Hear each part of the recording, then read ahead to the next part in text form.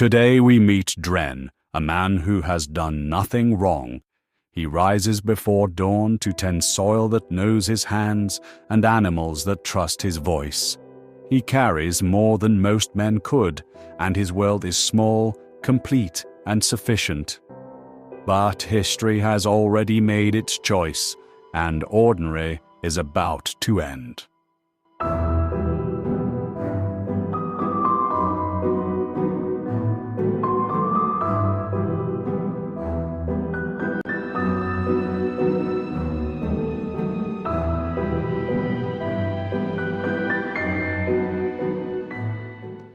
The house was still and cold that morning, and Drenn lay there listening. He eased himself out from the warmth and stood barefoot. He pulled on his clothes and boots and took his coat from the hook before glancing back into the room. His wife was a shape beneath a blanket, unstirred by his movement. He could not see her face, but there was no need to touch her to know she was there. He moved to the door, lifted the latch, and let himself out. Outside, Brenk Hill was cold. He stood a moment and let the air fill him. He went first to the animals as he always did. The pig pen was quiet and they stirred when he came close. He stepped in and crouched to check the nearest sow's leg where she'd favoured it the day before. His hand sank into the coarse hair and the sow responded to the touch. "Easy," he said, and pressed his thumb along the joint. She grunted, and he nodded to himself, then taking a handful of feed from the bucket he'd left her the night before. The animals ate well. They would not be slaughtered today, but he knew which would be and when. He crossed to the byre next. He checked udders, hooves, and a flank which had rubbed raw against the store. He spoke to them in the plain voice a man used when he lived among such creatures. He set fresh straw where it was needed, scooped dung into the barrow, and carried it out into the cold. The yard was work, even at this hour. Everything a man owned wanted to decay into the ground. The fence that held the chickens had sagged a little, so he stood it straight again. The wood was old and splith, but it would hold another season if he respected it. Drenn had been built heavy, and he had worked since his youth. 2 strips of land did not care about admiration. They cared about whether seed went in at the right time, whether the soil was rested, and whether water was guided correctly. He went to the shed and took out the mattock, the spade, and the sack of seed he'd kept dry, and carried it out toward the upper strip first, where the soil was lighter and drained quicker. He drove the spade in with his boot, lifted the first slice of ground, and the soil came up dark and clean with the familiar smell. He worked steadily and never fast. Speed was for men who thought the land could be bullied. Drenn knew better. As the first birds began to call in the hedgerows, he heard boots on the packed earth, lighter steps than his, and then her voice. "You'll freeze your hands if you start like that." He glanced back, and there she was, standing in the doorway, Leonora, with a cloth-wrapped bundle held aloft. "I'm warm enough," he said. "That's because you don't notice when you're not," she replied, and began walking toward him. She stopped short of the strip and held out the bundle. Inside was bread and a small piece of cheese. Leonora watched his hands. "They're red." "They'll work," he said, and tore the bread with his teeth. She stood a moment longer, looking at the open furrows. "You've started already?" Drenn chewed. "The frost won't hold, not like last week." "And a lower strip?" "After," he said. A sound came from the house, a child's cough, and then a small voice calling for her. She turned her head and answered without raising her voice. "I'm here." She looked back at him, and there was affection in her eyes. "Don't forget you promised you'd help Henk with his gate." "I haven't forgotten." He watched her walk back while he finished the bread and then returned to his work. When the light had properly arrived, he heard the first neighbour call out from the track that ran along the edge of the hill. "Drenn, you're at it already?" He rested his hands on the handle of his spade and looked over. Malin stood with his own shovel slung over his shoulder. "Long day ahead," Drenn said.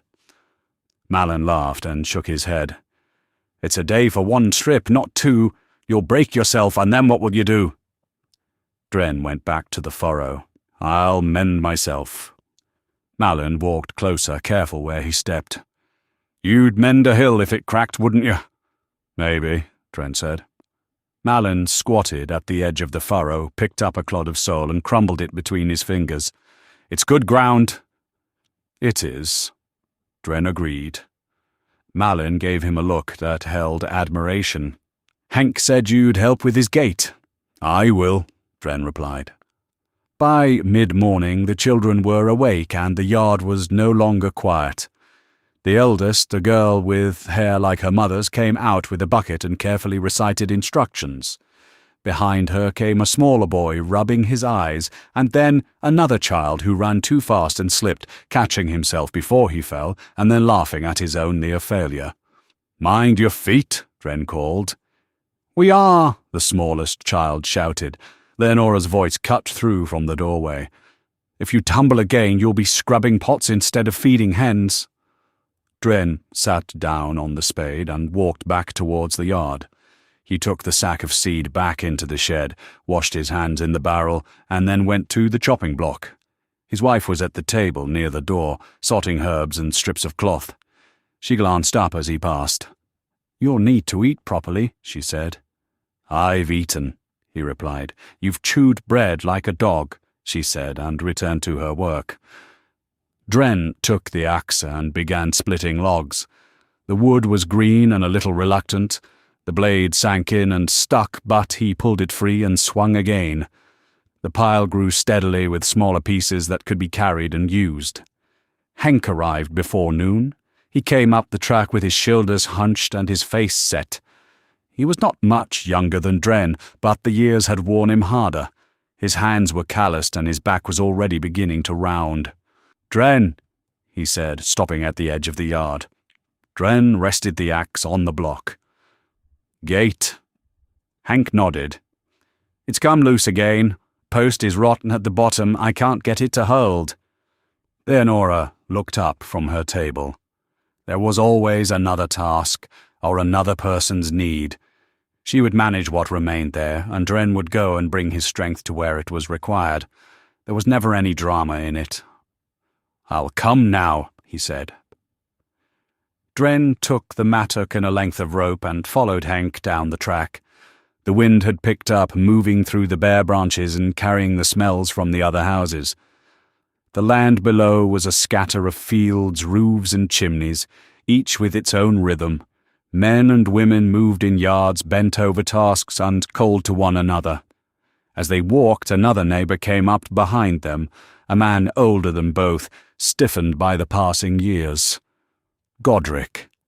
He had been a loud voice in the village for as long as Drenn had known him, a man who counted what others had and resented them for it. He spat to the side as Drenn drew level. "Off to fix gates now, are you? It's as if you don't have enough on your plate." Hank sighed and shook his head. Drenn kept his eyes ahead. "The gate needs fixing," he said. "Everything needs fixing if a man is too proud to let the land take its share. 2 strips, 2, like you're some puffed-up lord." Drenn stopped walking and turned his head to look at the older man with a kind of flat attention. "It's not pride, it's work." Godric snapped back. "Work that makes the rest of us look like we're sleeping." "It's not about you," Drenn replied. Godric's face reddened. He opened his mouth to speak again, but then stopped himself, thinking better of it. Drenn turned away and continued down the track. "He's like that with everyone," Hank said.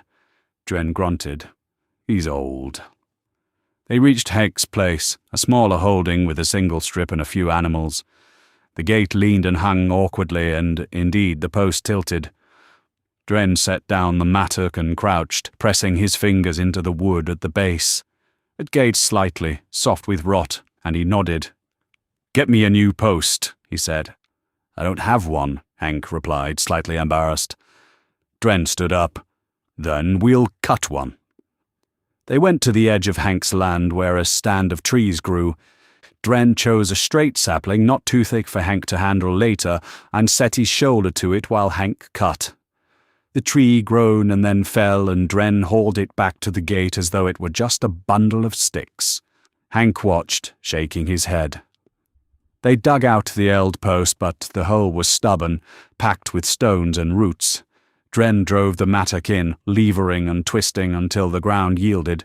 He lifted the rotten post free and tossed it aside, while Hank took the new post and tried to set it.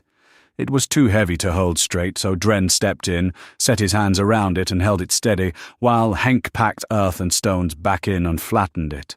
When they were done, Hank tested it, and it swung properly and held. He wiped the sweat from his brow. "I don't know what I'd do without you, Drenn." Drenn picked up his tools. "You would do it slower, friend." When he returned, the yard was alive with motion. The children had done what they were told and then had begun doing what they were not. One chased the chicken with a stick until Leonora's voice stopped him dead in his tracks. "Enough," she said, and the child froze. Drenn crossed the yard and took the stick from the boy's hand. He held the stick, looked down, and said, "We don't chase what feeds us." The boy's lower lip trembled. "I wasn't—" "You were," Drenn said, and handed the stick back to Leonora. "Help your sister. Carry water, carefully." Leonora looked at Drenn as he gave her the stick. "You were gone longer than I thought." The gate was worse," he replied. She nodded, then turned back to her cloths and herbs. Her hands never stopped moving. She lived in the day as thoroughly as he did, only with different burdens. Drenn went to the pig pen again. One of the smaller pigs had cut its shoulder.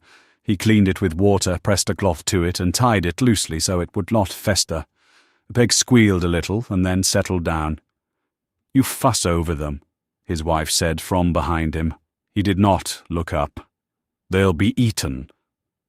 The afternoon belonged to the lower strip. He took the spade and went alone, leaving the yard noise behind. The land down there was heavier. Water had pooled in places, but he worked it anyway. He opened channels to guide the water away, and he broke clods and turned them, letting air into the ground. The strip was long, and the work was slow. His shoulders began to ache with that dull insistence of muscle being used for what it was built for. He paused to stretch and looked down the slope, seeing Malin again, working his own strip.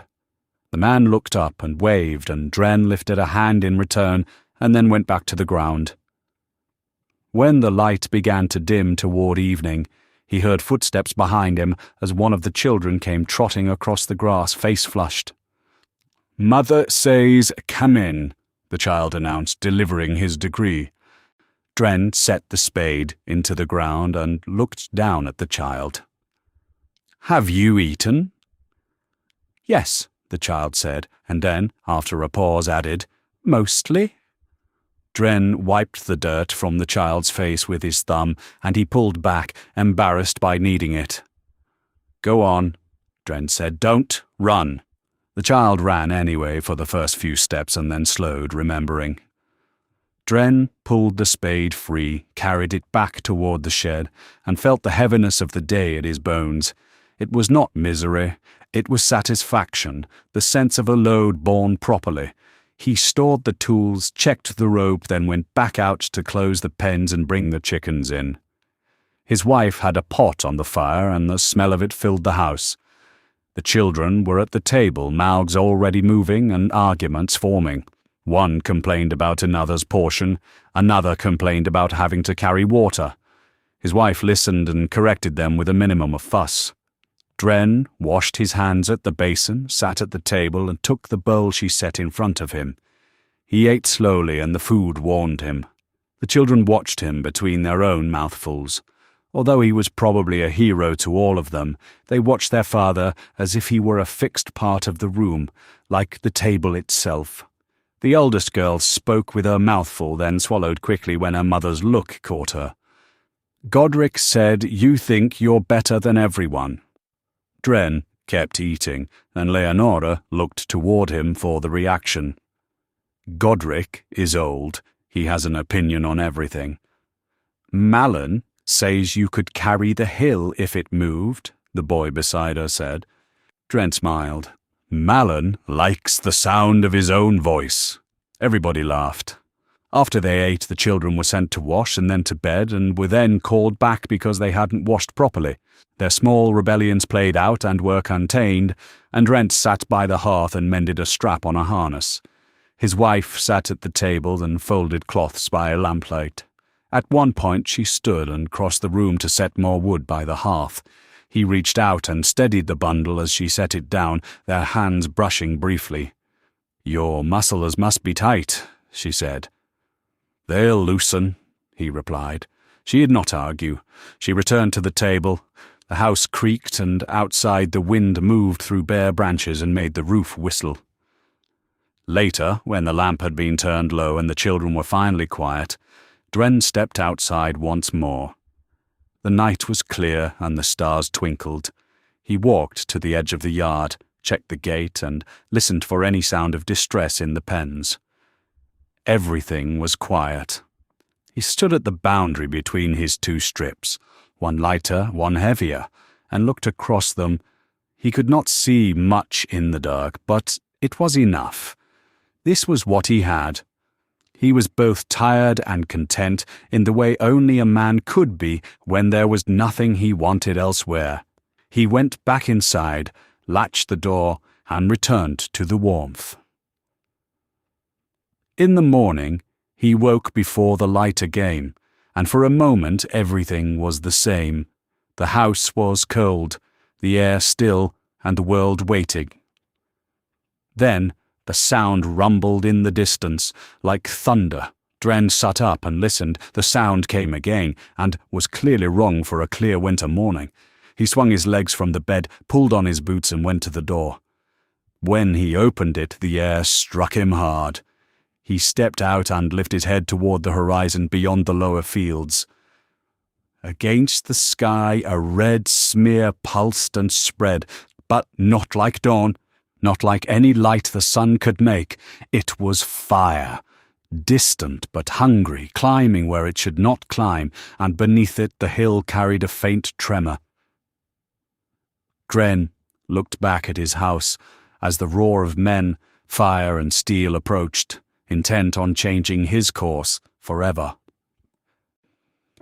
Lives can be honest, generous, and complete, and still be taken without warning or reason. All that is left is the truth that it was worth building at all, even while knowing the world would not let it last.